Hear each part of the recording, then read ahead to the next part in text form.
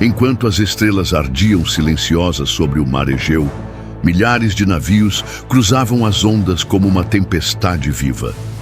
Eram os reis da Grécia, unidos não por honra, mas por sangue, orgulho e vingança. Nas muralhas de pedra de uma cidade lendária, cujas torres tocavam o céu e cujos guerreiros eram forjados como aço, Troia se preparava para enfrentar o impossível, uma guerra que não duraria dias, mas anos. Antes que Aquiles erguesse sua lança, antes que Heitor sangrasse pela honra, antes do cavalo de madeira, da traição, do fogo, houve conselhos secretos, alianças quebradas e generais que sacrificaram tudo por uma única palavra: vitória. Essa não é a história de um herói. É a história de uma guerra que desafiou os deuses. Este é o cerco de Troia.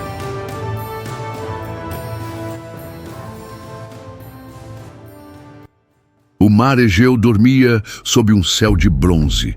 Em suas margens agitadas, as cidades-estado da Grécia fervilhavam com o rugido de tambores, o tilintar de lâminas sendo forjadas e as preces aos deuses sussurradas em templos iluminados por tochas. Não era apenas uma guerra prestes a nascer, era o prenúncio de uma era marcada pela lenda. Tudo começara com um ato de desejo e afronta. O príncipe troiano Paris, seduzido pela beleza de Helena, esposa do rei espartano Menelau, a levara consigo para as muralhas douradas de Troia. O que poderia ser apenas um escândalo de reis, tornara-se um insulto à honra grega.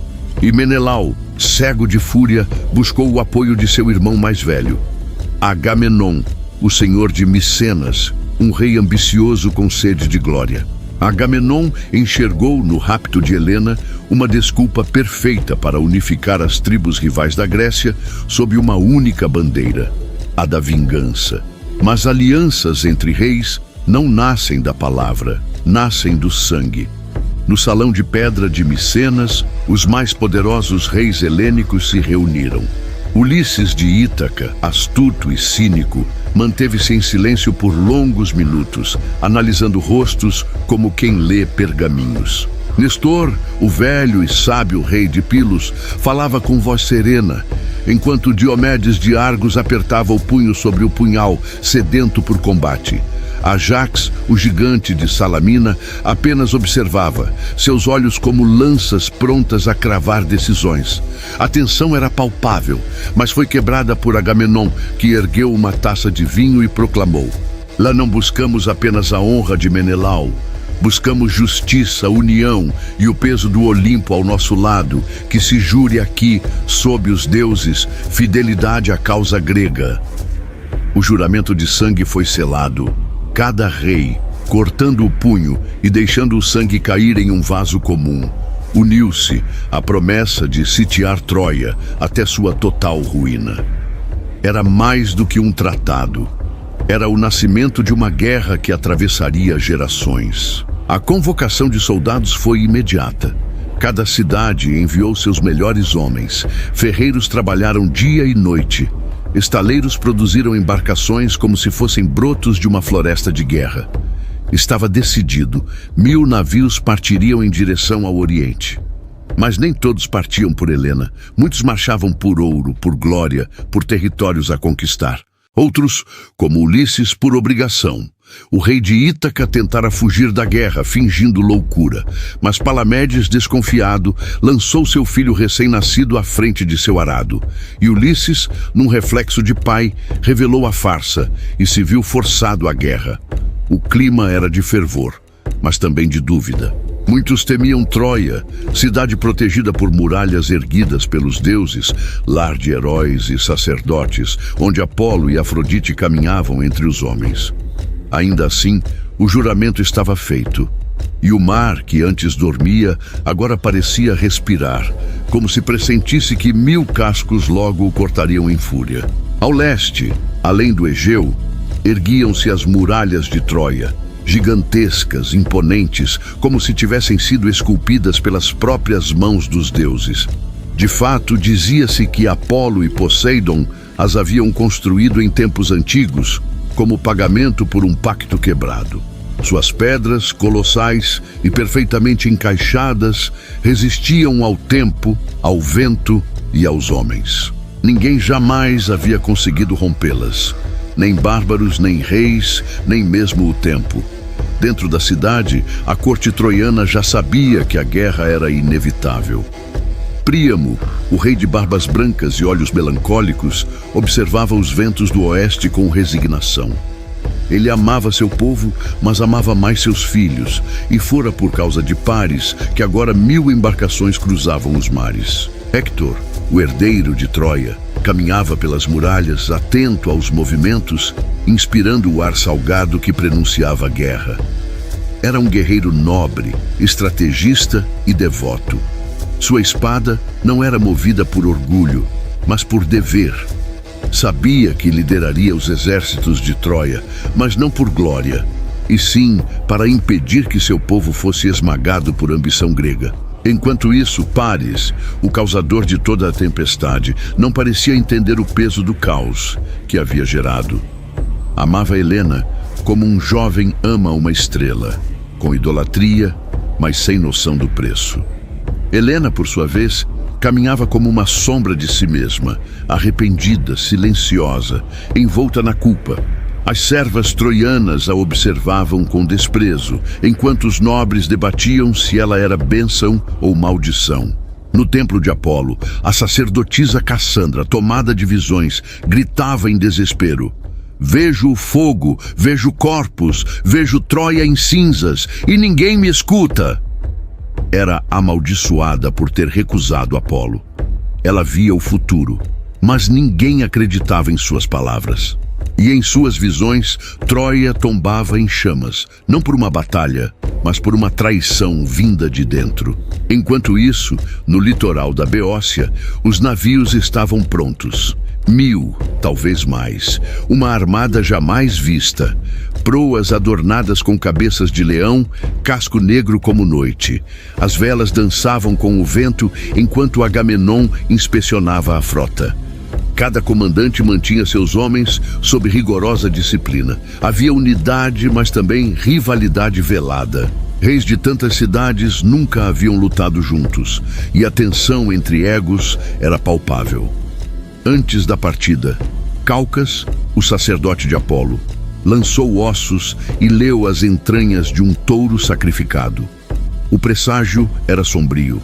A guerra será longa, 10 anos ou mais, e a vitória só virá com sacrifícios. Agamenon ignorou o aviso, mas não os deuses. Na hora da partida, os ventos cessaram. A frota inteira ficou presa, estática, à beira-mar. Calcas revelou então a verdade que havia temido dizer. Ártemis estava furiosa. Para apaziguá-la, Agamenon deveria sacrificar sua filha, Ifigênia. O rei hesitou, mas a ambição falou mais alto. E assim Ifigênia foi levada ao altar, vestida como noiva, acreditando que se casaria com Aquiles. Ao perceber a verdade, gritou, implorou, mas a lâmina caiu e o vento retornou.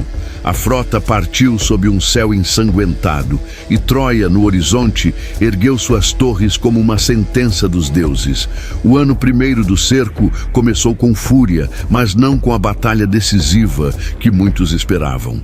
Troia se mostrou invencível, não apenas pelas muralhas, mas pela inteligência de seus defensores. Os portões jamais se abriram. Os soldados aqueus, impacientes, enfrentavam o calor escaldante do verão asiático e a humilhação de uma guerra sem avanço.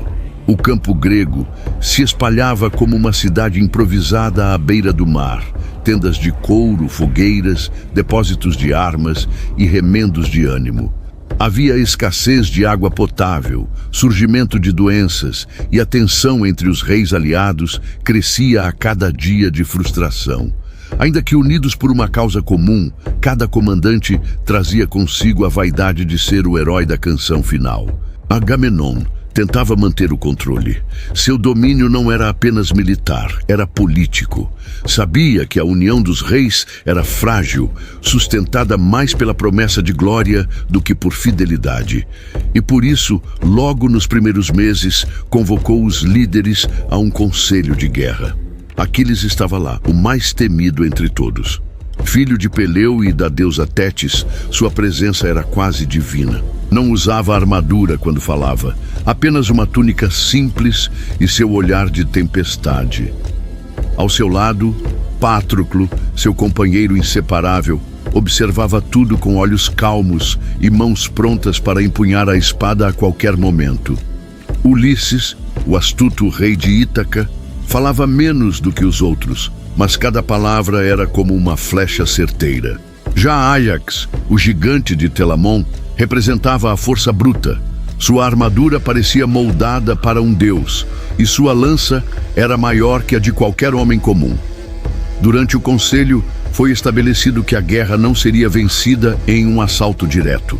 Era preciso cercar, cortar suprimentos, isolar aliados e testar a resistência moral dos troianos. Assim começou a guerra de desgaste, lenta, brutal, cheia de escaramuças e pequenos embates. Enquanto isso, nas noites silenciosas, Aquiles treinava à beira-mar. Seus movimentos pareciam uma dança ritual, golpes precisos, velocidade incomum. Muitos soldados se reuniam para vê-lo, como se assistissem a um deus treinando para destruir o mundo. Mas Aquiles não lutava por Helena. Ele lutava por honra, por fama e pela certeza de que seu nome jamais seria esquecido. Ulisses, por sua vez, mergulhava em planos e artimanhas, criava estratégias para enfraquecer os aliados de Troia, enviando emissários disfarçados, envenenando poços, espalhando rumores de traição. Para ele, a guerra não era apenas feita de aço, mas de palavras sussurradas no ouvido certo. No campo troiano, Héctor não descansava. Organizou turnos rígidos de patrulha nas muralhas, treinou arqueiros em estratégias de ataque vertical, mandou reforçar os portões com ferro importado da Capadócia. Enquanto seu irmão Paris se mantinha afastado das decisões militares, Héctor tornava-se o verdadeiro escudo de Troia. E foi então que, numa tarde de tempestade, ocorreu o primeiro grande embate. Os aqueus avançaram em formação cerrada até os muros, protegidos por escudos como um casco de tartaruga viva. Flechas desceram como chuva flamejante, lança contra pedra, grito contra trovão. Héctor apareceu nas muralhas com a armadura dourada reluzindo sob a chuva, sua lança girando em círculos, orientando os defensores com coragem sobre-humana. Ele parecia multiplicar-se, surgindo em cada ponto onde a moral caía. Aquiles, vendo o calor da batalha, desejou avançar, mas Agamenon o deteve. Queria guardar seu trunfo para a batalha decisiva. Aquiles se retirou furioso, os olhos ardendo como o horizonte ao pôr do sol. O cerco havia começado para durar, e cada novo dia tornava a guerra mais impessoal, mais sombria, mais inevitável. A lua cheia banhava o campo grego com um brilho espectral. Entre as tendas, os homens dormiam como feras exaustas, com as armas ao alcance da mão. Mas nem todos descansavam. Ulisses caminhava entre as sombras, reunindo um pequeno grupo de batedores.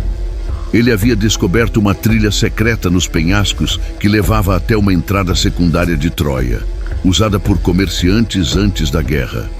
Um plano arriscado começava a nascer, feito de silêncio, passos contados e sangue frio. No lado troiano, os corredores das muralhas estavam repletos de tochas. Os arqueiros, em constante alerta, viam figuras se moverem no horizonte como fantasmas. A cidade, até então acostumada ao luxo e à paz, agora sentia a tensão de uma guerra prolongada. As crianças eram escondidas nos templos. Os sacerdotes realizavam rituais noturnos pedindo proteção aos deuses. Mas os deuses, silenciosos, pareciam observar com divertimento cruel. Enquanto isso, Agamenon dava ordens para construir torres móveis e catapultas. Madeira, ferro e pele animal eram reunidos em proporções colossais. O objetivo era simples: testar a resistência das muralhas a cada semana, obrigando os troianos a consumir seus recursos. Em uma dessas ofensivas, Ájax liderou o assalto com uma fúria que fez até os veteranos tremerem. Sua figura gigantesca, coberta de sangue e poeira, avançava como um titã antigo. Os troianos atônitos mal conseguiam conter o impacto de seus golpes. Mas mesmo ele, o mais forte entre os aqueus, não conseguiu abrir os portões. Troia resistia. Sempre resistia. A frustração se instalava como uma praga entre os gregos. Alguns diziam que a guerra era maldita, que nenhum deus os guiava. Outros temiam que Troia jamais cairia. Foi nesse ambiente de dúvidas que Aquiles se afastou. Instalou seu próprio acampamento à parte, recusando-se a lutar. O motivo? Uma disputa de orgulho com Agamenon, tão mortal quanto uma lança inimiga. Sem Aquiles, a moral do exército grego caiu. Os troianos, percebendo a ausência do herói, organizaram contra-ataques ousados. Héctor liderava as investidas com uma fúria controlada, guiando seus cavaleiros em manobras rápidas e letais, como serpentes cortando entre pedras. Em uma dessas investidas, empurrou os aqueus até o limite do acampamento, quase incendiando suas embarcações.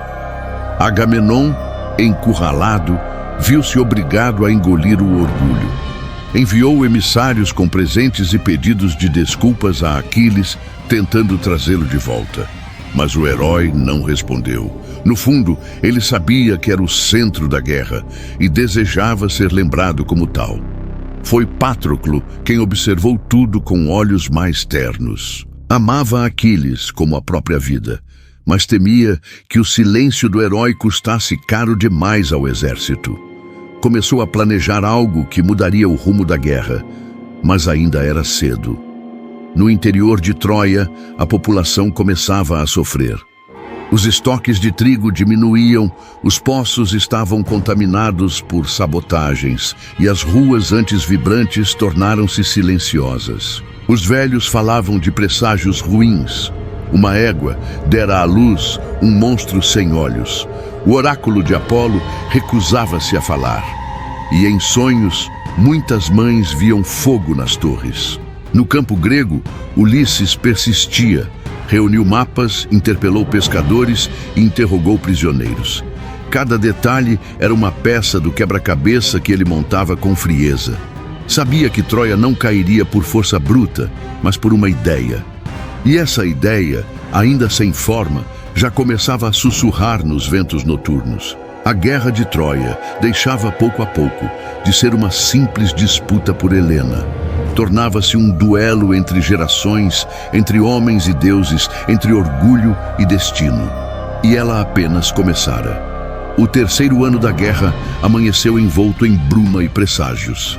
No acampamento grego, as fogueiras se apagavam lentamente, mas as discussões ganhavam calor. O tempo havia se tornado um inimigo silencioso.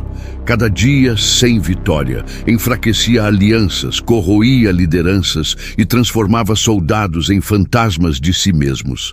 As catapultas estavam prontas, os muros ainda de pé, mas a guerra que verdadeiramente importava era travada nas tendas dos comandantes.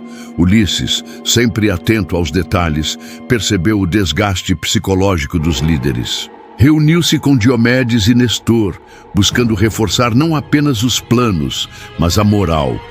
Essa guerra será vencida pela mente, não pela força bruta, ele dizia.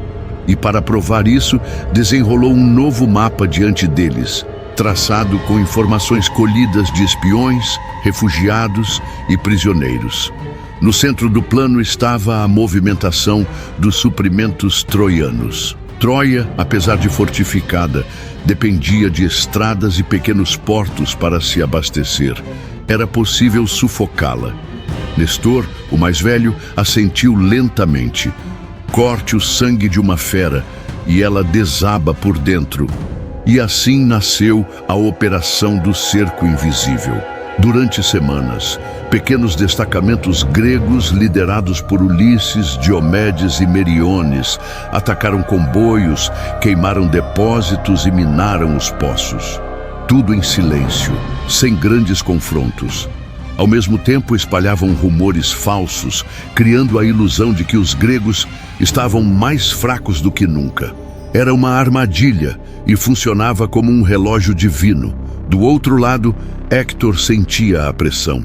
Ele era o escudo de Troia, mas agora precisava se tornar sua lâmina também. Convocou reuniões com seus conselheiros e irmãos, incluindo Paris, cuja flecha havia iniciado aquela guerra maldita. Mas Paris era relutante, mais focado em proteger Helena do que em táticas militares. Foi então que surgiu Deífobo, o guerreiro mais brutal entre os filhos de Príamo. Ele propôs uma ofensiva direta ao acampamento grego, aproveitando o suposto enfraquecimento. Héctor, com pesar, concordou. Na noite anterior ao ataque, Troia silenciou.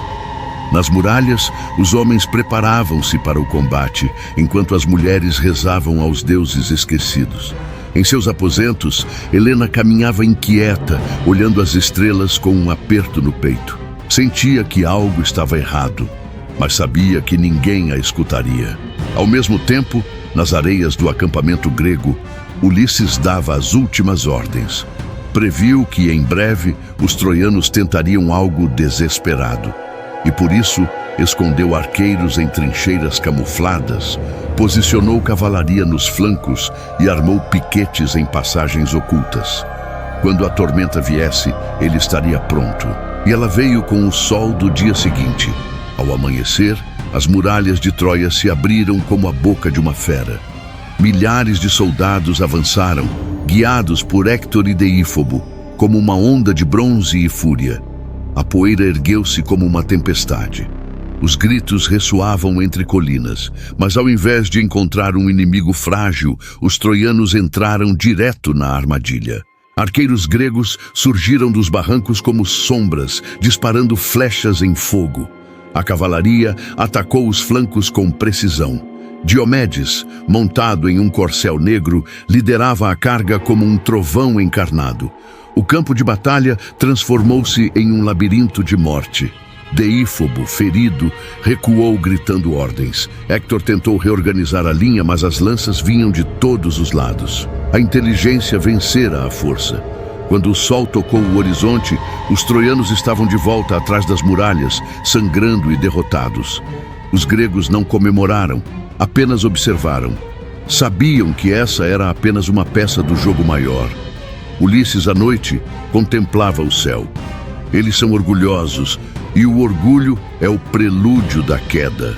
Ao seu lado, Nestor murmurou: talvez, mas lembre-se, um homem acuado pode ferir mais do que um exército em marcha. A guerra de Troia agora se transformava em algo novo. Uma guerra de mentes, não de músculos. E nisso, os verdadeiros generais começavam a se destacar. Não os que gritavam ordens, mas os que sabiam quando esperar. Enquanto as feridas da batalha recente ainda sangravam, os troianos se recolhiam para lamber suas dores. Príamo convocou o conselho real. A sala estava mergulhada em tensão. Rostos suados, olhos inflamados, vozes trêmulas. O ataque havia sido um desastre. Muitos esperavam vitórias rápidas, mas descobriram que os gregos estavam mais preparados do que pareciam. Héctor, o único com autoridade incontestável, levantou-se diante de todos. Sua armadura ainda estava manchada de sangue, sua voz carregada de gravidade. Subestimamos nossos inimigos. Eles não estão quebrados, estão mais vivos do que nunca.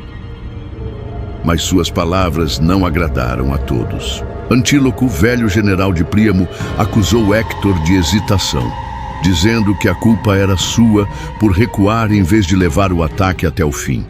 Foi interrompido por Cassandra, irmã de Héctor, cujas visões proféticas eram temidas, mas ignoradas. Essa guerra não será vencida com bravatas, mas com inteligência, e ela está do lado de Ulisses. Suas palavras foram recebidas com silêncio desconfortável.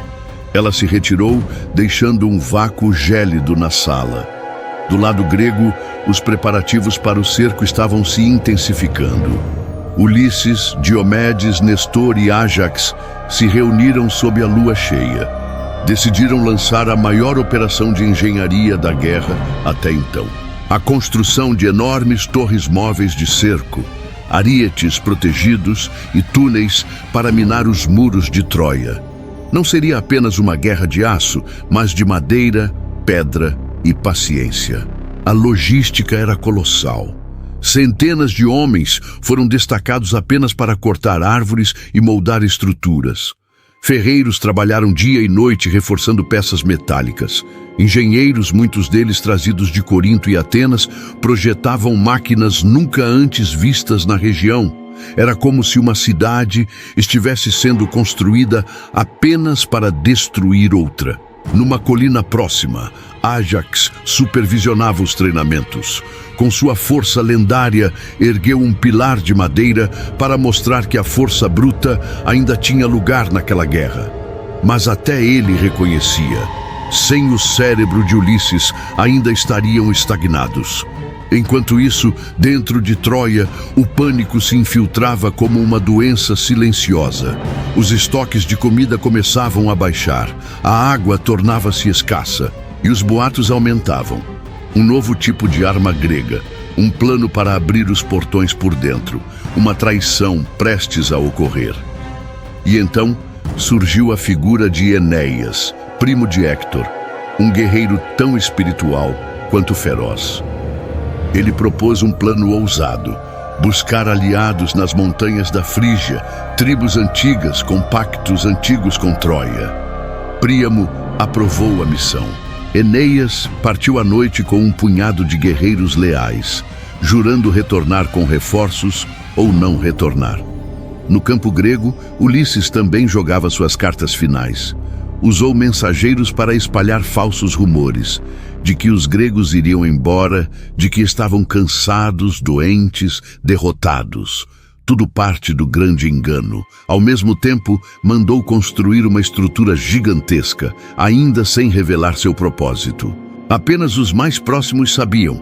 Era o começo do que chamariam um dia de presente para os deuses. Enquanto a cidade de Troia se afundava em paranoia e os exércitos se preparavam para o ato final, a lua cheia parecia observar em silêncio. As sombras aumentavam. O silêncio antes da tempestade se tornava ensurdecedor. O céu estava encoberto, como se os próprios deuses tivessem lançado um manto sobre a terra para não testemunhar o que estava por vir. No acampamento grego, as tochas tremeluziam ao vento, iluminando os rostos endurecidos dos soldados que se preparavam para a noite mais longa desde que puseram os pés naquela costa. A guerra que já devorara heróis e sonhos agora se preparava para queimar também o destino de duas civilizações. Ulisses caminhava entre as fileiras com passos silenciosos, observando cada detalhe: escudos, pontas de lanças, elmos alinhados. Ele havia sonhado com esse momento, não com glória ou sangue, mas com precisão. Esta não será uma batalha, sussurrou a Diomedes, mas uma execução coreografada. Perto dali, Ajax polia sua lança com olhos fixos no horizonte. Não era um homem de palavras, mas a tensão em seus músculos dizia o suficiente. Aquiles, isolado, afiava sua espada com a calma de um predador. Desde a morte de Patroclo, sua presença era uma tempestade contida, pronta para explodir. O plano era simples, mas terrível. Ao cair da noite, pequenas unidades atacariam simultaneamente as 3 portas principais de Troia, não para invadir, mas para atrair a atenção. Enquanto isso, uma força maior, liderada por Ulisses e Diomedes, avançaria pelas encostas escondidas ao norte, carregando escadas, cordas e ganchos silenciosos. E na retaguarda, um pequeno grupo de incendiários, escolhido a dedo, invadiria os depósitos de suprimentos troianos. Se eles não conseguissem vencer Troia pela espada, venceriam pela fome. Na cidade, o silêncio era enganoso. As sentinelas observavam o escuro com olhos dilatados, flechas nas cordas. Em uma das torres, Cassandra observava o campo com olhos aflitos. Ela sentia o cheiro da morte antes mesmo de ela vir. Hoje a terra beberá mais sangue do que jamais provou, murmurou, mas ninguém quis ouvir. Héctor, ao lado de Príamo, coordenava os guardas com firmeza. Apesar do cansaço, sua presença inspirava os homens. Atrás dele, Paris ajustava o arco, mas não falava. Sabia que suas flechas pouco podiam contra o que viria. O velho rei Príamo, com as mãos trêmulas, caminhava pelos corredores murmurando orações a Apolo e a Ares. E então começou. Gritos cortaram a escuridão.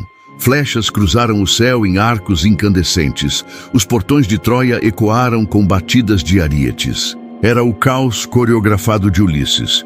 Enquanto os defensores corriam para os portões, o verdadeiro perigo vinha pelo norte.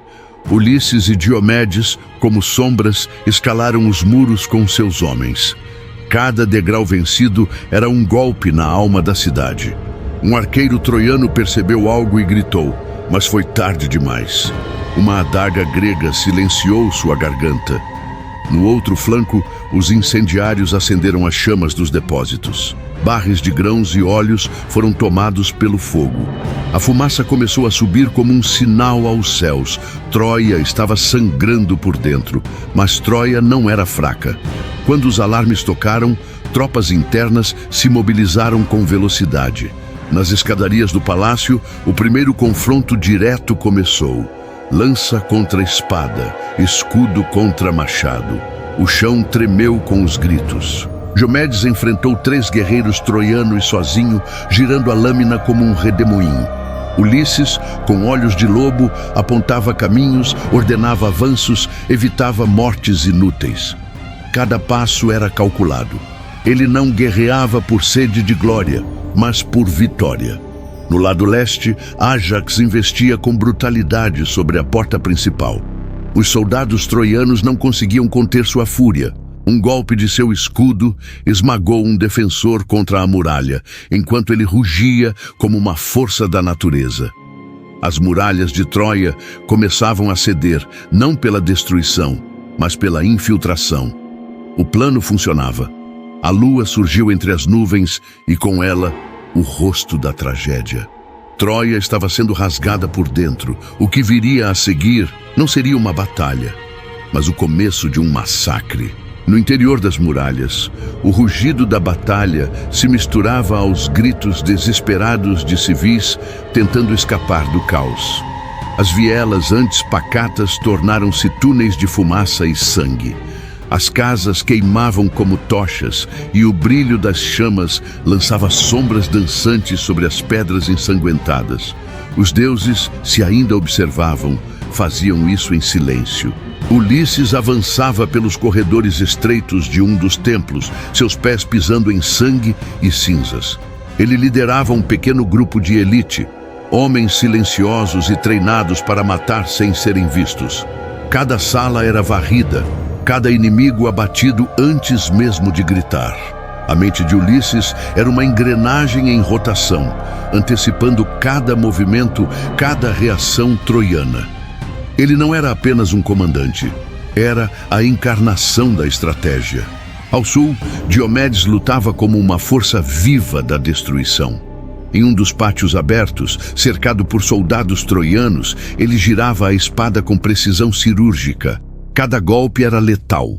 Seus homens seguiam o ritmo da sua fúria e juntos empurravam os defensores para dentro, forçando-os a recuar em desordem. Perto das muralhas internas, o príncipe Héctor liderava a resistência com coragem quase insana. Com armadura reluzente, ele defendia cada passo, cada esquina, com a alma em chamas. Em suas ordens havia disciplina, em seus olhos, dor. A cidade desmoronava ao seu redor, mas ele continuava firme, como o último pilar de um templo em ruínas. E foi quando os caminhos se cruzaram. Na praça central, em frente ao grande templo de Apolo, 2 mundos colidiram.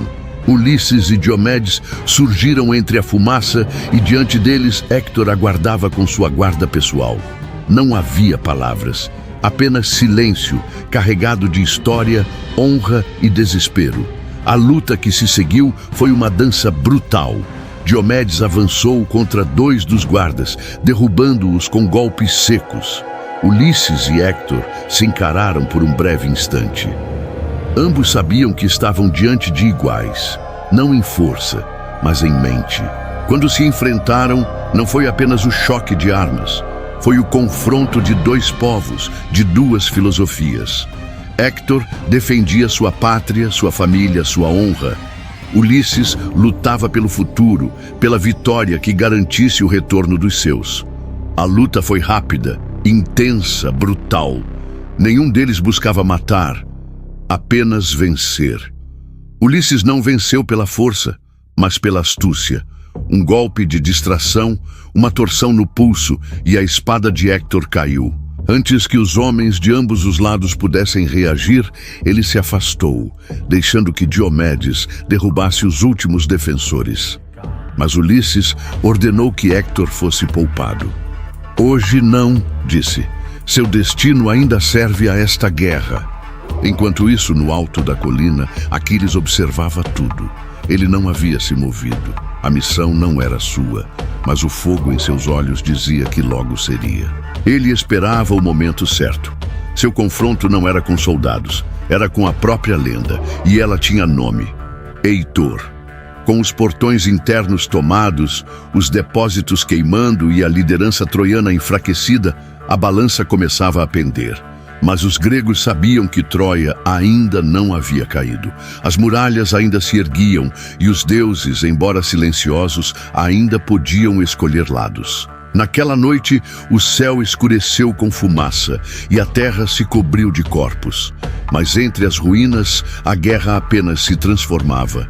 O cerco estava próximo de seu clímax. E os heróis, de ambos os lados, começavam a entender que a vitória teria um preço mais alto do que jamais imaginaram. O amanhecer sobre Troia não trouxe esperança, apenas uma luz fria que escorria pelas ruas devastadas, como a lâmina de uma sentença. Os campos ao redor da cidade, antes vibrantes com o tilintar de armas e os gritos de comando, estavam agora silenciosos. O inimigo não recuara, apenas aguardava, como um predador paciente. Dentro das muralhas, a tensão era palpável. O rei Príamo, agora com o semblante envelhecido além dos anos, reunia-se com seus conselheiros no salão de mármore do palácio. Os olhos vazios de Cassandra, sua filha profetisa, varriam a sala sem se fixar em nada. Ela havia alertado a todos desde o início, mas as suas palavras, como sempre, foram ignoradas. Agora, sua boca estava cerrada, não por desespero, mas por exaustão. Já não havia nada mais a prever. A tragédia estava em curso. Os líderes troianos discutiam a próxima linha de defesa.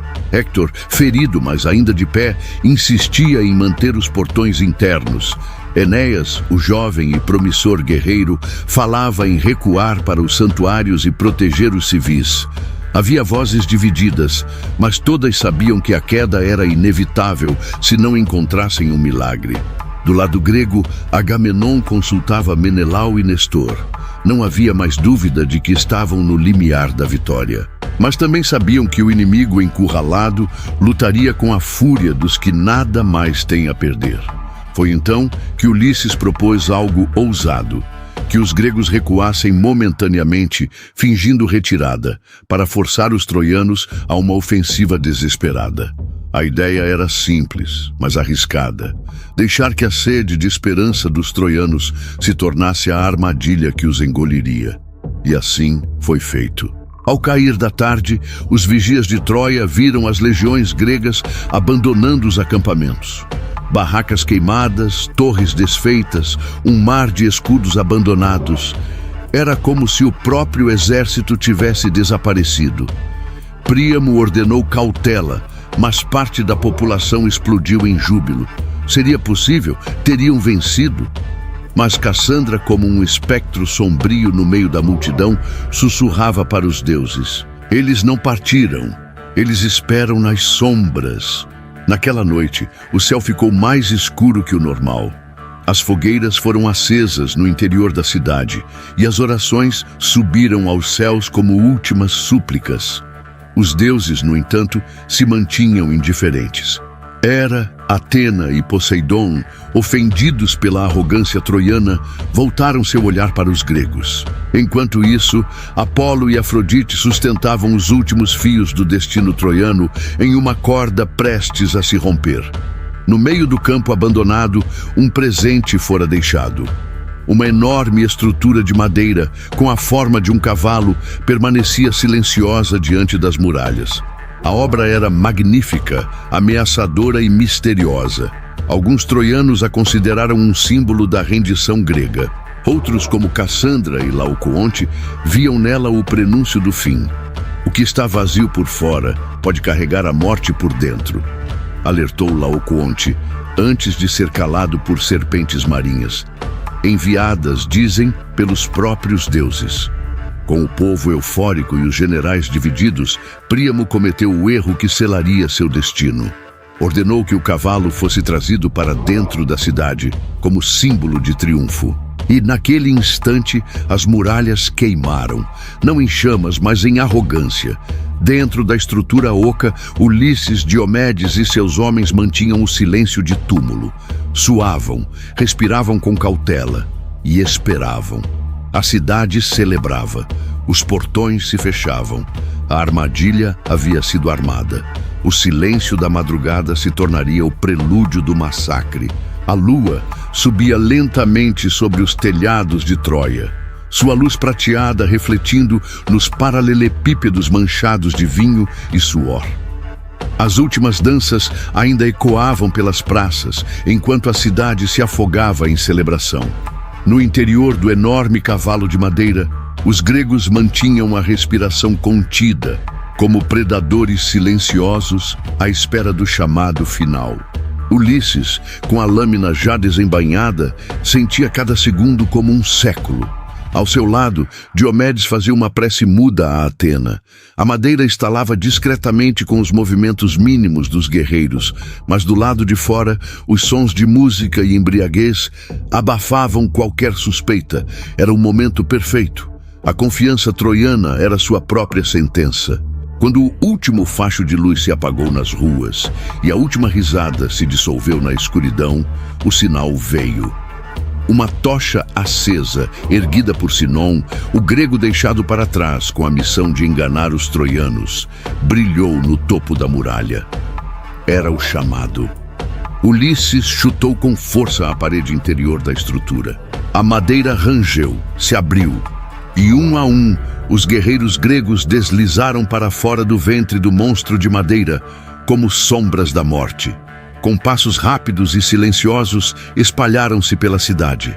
Abriram os portões, e ali, esperando no escuro, os exércitos de Agamenon, Menelau, Ájax e Neoptólemo invadiram Troia como uma tempestade. As ruas se encheram de aço, fogo e sangue.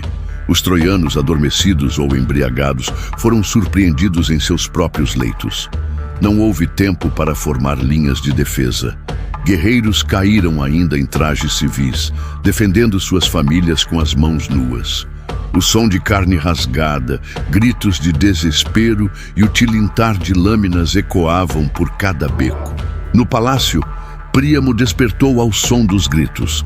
Correu pelos corredores, encontrou seus filhos sendo abatidos diante de seus olhos. Tentou empunhar a espada, mas suas mãos tremiam. Foi então que Neoptólemo, o filho impiedoso de Aquiles, o encontrou no altar de Zeus e o executou diante das estátuas dos deuses. Héctor já estava morto, mas sua esposa Andrômaca assistia, impotente, à destruição de sua linhagem. Os santuários foram saqueados, os templos profanados. Nem mesmo os ícones divinos escaparam da fúria grega. Afrodite, horrorizada com a ruína de seus protegidos, tentou interceder por Enéas. Um brilho envolveu o jovem guerreiro e ele conseguiu escapar pelas passagens ocultas da cidade com seu pai Anquises e seu filho Ascânio. O destino havia reservado para ele um papel maior: não morrer com Troia, mas renascer com Roma. No centro da cidade, Cassandra foi arrastada pelo cabelo até o altar de Atena. Mesmo ali, sob a proteção sagrada da deusa, não houve clemência. A própria divindade desviou o olhar. O silêncio dos deuses, que antes era sutil, agora era ensurdecedor. A aurora revelou o que restara. O chão estava pintado de vermelho, Os telhados carbonizados, os corpos empilhados como oferendas trágicas. Troia, a cidade invencível, havia caído, e com ela caíra também a era dos heróis. Mas entre os escombros, Ulisses observava não com júbilo, mas com um peso que começava a tomar forma. Ele sabia que algo fora quebrado naquela noite. Algo maior que muralhas ou alianças. Talvez os próprios deuses tivessem decidido se calar diante da loucura dos homens. E a guerra, que começara por uma mulher, terminava com a ruína de uma civilização inteira. Quando o sol nasceu sobre as ruínas fumegantes de Troia, ele não trouxe esperança. Trouxe apenas a revelação nua da destruição. Os gritos haviam cessado, mas o silêncio era mais perturbador do que qualquer grito. Troia havia sido silenciada, não apenas como cidade, mas como símbolo. No ar, o cheiro de sangue seco, cinzas e madeira queimada ainda pairava pesado. Os soldados gregos vasculhavam os escombros em busca de riquezas. Ouro, estátuas sagradas, armas cerimoniais, tudo era arrancado dos templos como se fossem simples troféus. O que não tinha valor era queimado. Mulheres troianas eram arrastadas pelas ruas, marcadas como espólios. Crianças, órfãs ou escondidas, eram arrancadas dos braços de servas e levadas como prisioneiras. Mas havia um grupo que não celebrava. Guerreiros como Fênix, Antíloco e Idomeneu observavam o massacre com olhos sombrios. Tinham lutado por honra, não por carnificina. Tinham acreditado num ideal, a justiça por Helena, a recuperação de uma esposa raptada. Mas agora, diante da pilhagem desmedida, suas convicções tremiam. Neoptólemo, por outro lado, parecia possuído. Em sua mente, vingar o pai Aquiles significava destruir cada vestígio de Troia. Seus atos foram além da lógica militar. Mandou lançar o pequeno Astyanax, filho de Héctor, das muralhas mais altas, alegando que o sangue do inimigo não poderia florescer. A crueldade chocou até os mais endurecidos generais, mas ninguém ousou enfrentá-lo. Ulisses observava tudo com pesar. Era ele o arquiteto da vitória, mas também era testemunha do preço pago. Caminhou entre os cadáveres e tocou as muralhas sagradas que um dia defenderam a cidade com honra.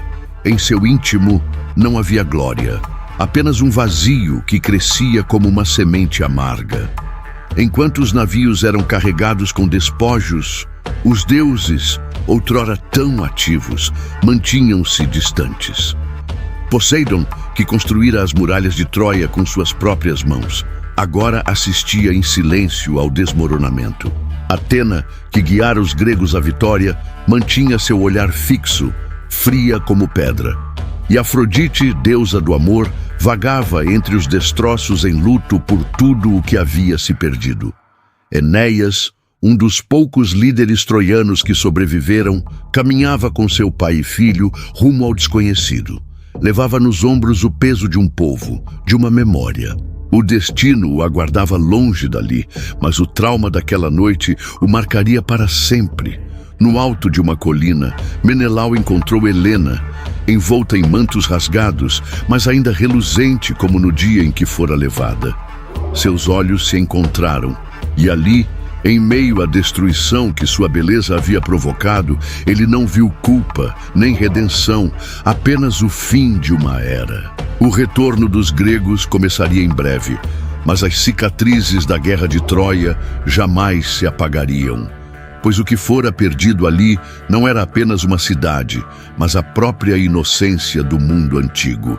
Os navios ancorados no litoral troiano começaram a ser abastecidos com tesouros saqueados, mulheres cativas e soldados feridos. A praia, antes palco de batalhas épicas, agora era um caos organizado. Odor de sal, sangue e fumaça permeava o ar enquanto os guerreiros debatiam seu retorno. Mas ninguém partia sem carregar as marcas do que presenciaram. Ulisses permaneceu solitário por horas no templo devastado de Apolo.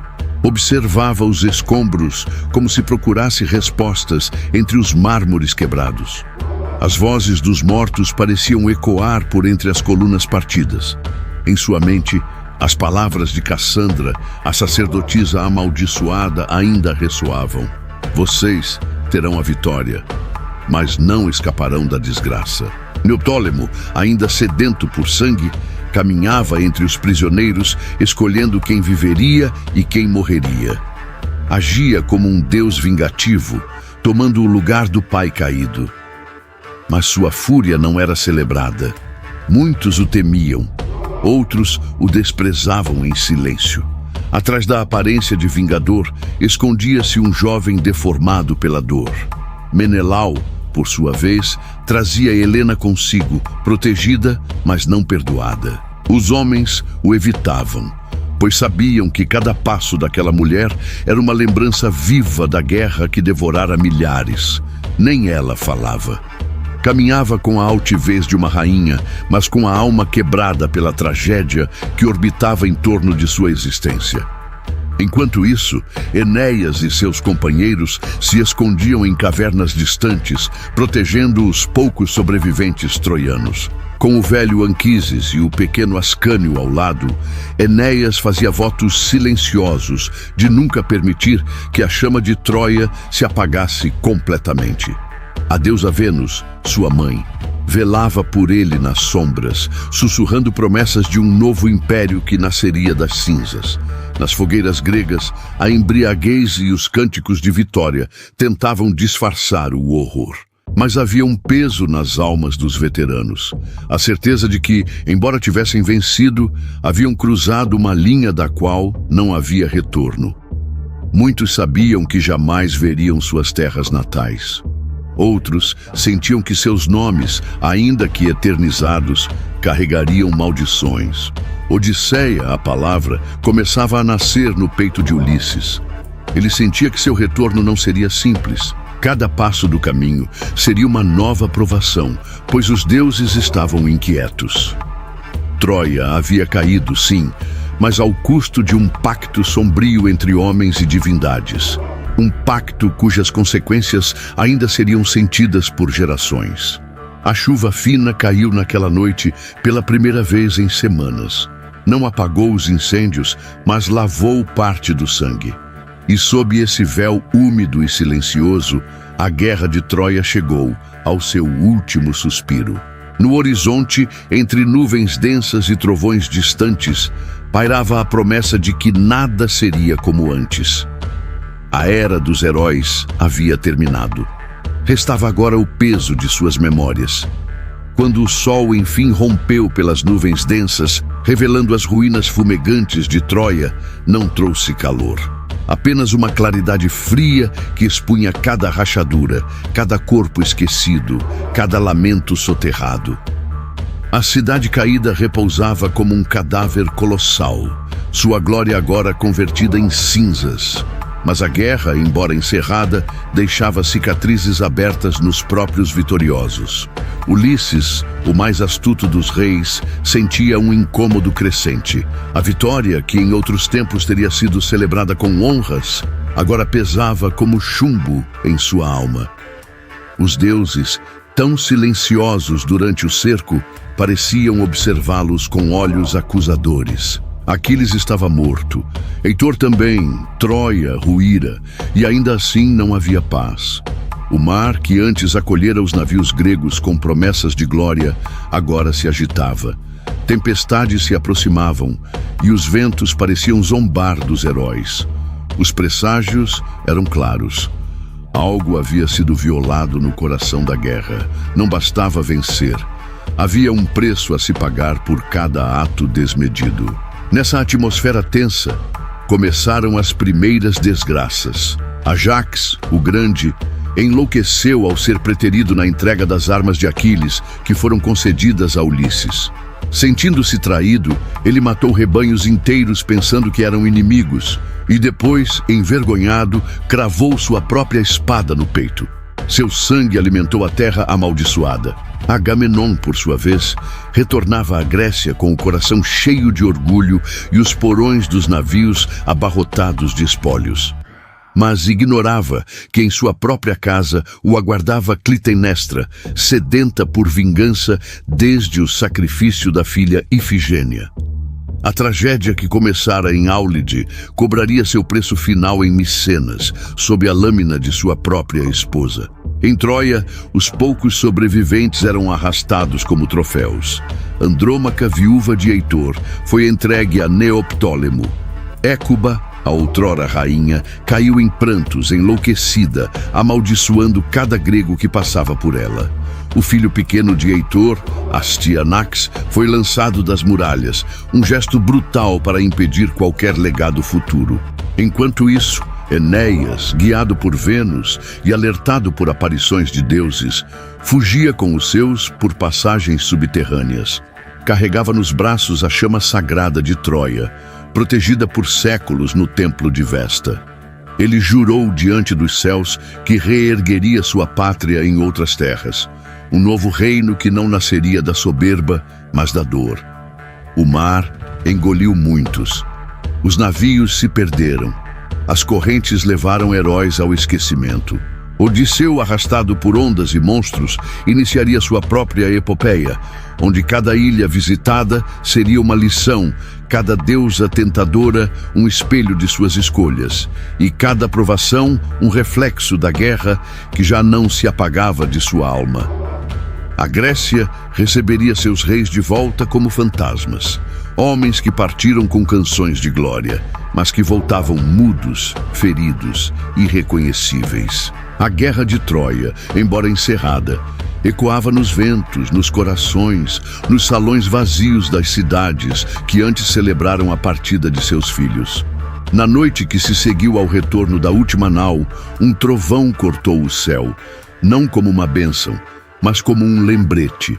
A era dos deuses e heróis havia terminado, e sobre seus escombros o mundo dos homens recomeçaria, assombrado pela memória daquilo que ousaram conquistar. Troia havia caído, mas seus ecos ressoariam para sempre nos cantos mais sombrios da história.